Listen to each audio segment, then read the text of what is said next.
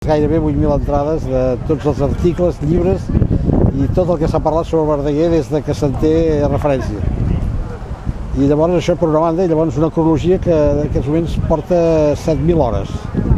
Ja més o menys ja controlades i no crec que n'hi hagi gaires més. A partir de la cronologia llavors ell es va adonar que podia fer una novel·la. I a partir de la cronologia, doncs ell, com que ja tenia tot aquell material enorme, ha estat 15 anys fent-la, 15 anys de treball, es va dedicar a fer la novel·la, i aquesta novel·la, esclar, ha tingut una... És impressionant. Jo el que més m'agrada de la novel·la, hi ha moltes coses que m'agraden, però hi ha dues coses. Una, que és un personatge, el Verdaguer, absolutament creïble. O sigui, l'ha establit d'una manera creïble, sobretot en els diàlegs i en tal com ell parla i tot. O sigui, té una uniformitat. No hi ha cap cosa que desentoni respecte de la idea o de la persona o de la seva manera de fer o de tal com està presentat. Això està molt bé, és una cosa que està molt bé. Segona, que té un ritme que no fluctua gens, o sigui, és uniforme, és un ritme constant, igual, exacte. Després, el llenguatge és riquíssim. I una altra cosa, els textos narratius, els relats, o sigui, tot el que és la descripció narrativa dels llocs i tal, està fet és d'una bellesa, però és molt bo, molt ben fet. I llavors aquella idea, l'estructura del llibre, aquesta idea de 18 capítols amb 64 episodis intercalats segons els 18 capítols, que són els 18 dies d'agonia, doncs també tu li dona un caire que, hosti, saps, no et permet allò quedar-te cofat, de dir, hòstia, estic cofat aquí un dia de l'agonia. No. D'això respires perquè te'n vas cap a la joventut, cap a la infantesa, te'n vas, entens?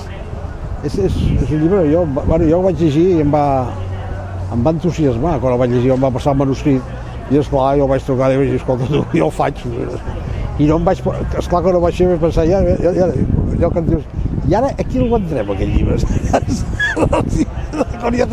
Quan ja estàs embolicat, tu, i ara aquí, punyeta, vendrem el llibre. Hosti, doncs, el vaig fer i el dia 5, jo, esclar, més feliç que Déu, el dia 5 de març, fotem la presentació, tal, el Coca, que és el que m'havia insinuat que aquest llibre era bo, i és el que a través d'ell el va trobar, fa la presentació, fem la presentació. Hosti, el dia 5 fem la presentació i el dia 12 ens confinen, tu, totalment. M'ho cago en l'ou, tu. Vaig quedar, vaig pensar, bueno, tu. I i va quedar com d'allò, però com que havíem pogut fer la presentació, o sigui, i com que havíem pogut fer la roda de premsa, o sigui, vulguis que no, això va sortir. Llavors, esclar, la gent el va anar llegint.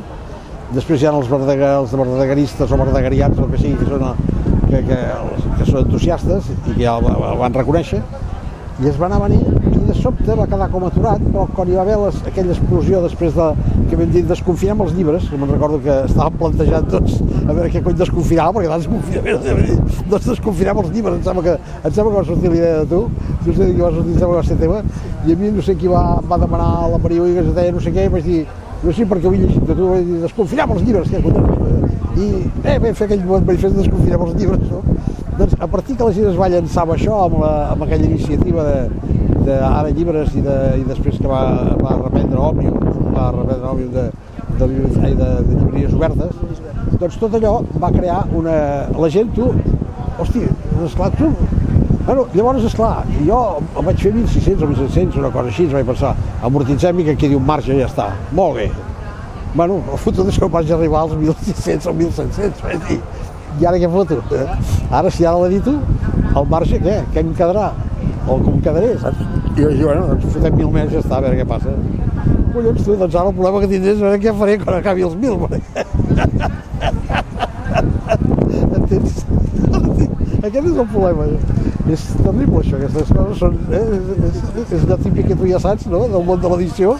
Ah, sí, jo estic molt content de la recepció que he tingut entre l'Ifern i la Glòria d'Àlvar Valls, i espero que continuï, perquè, esclar, ara estic ja publicat aquí, amb un bucle, ara això sí que és un bucle.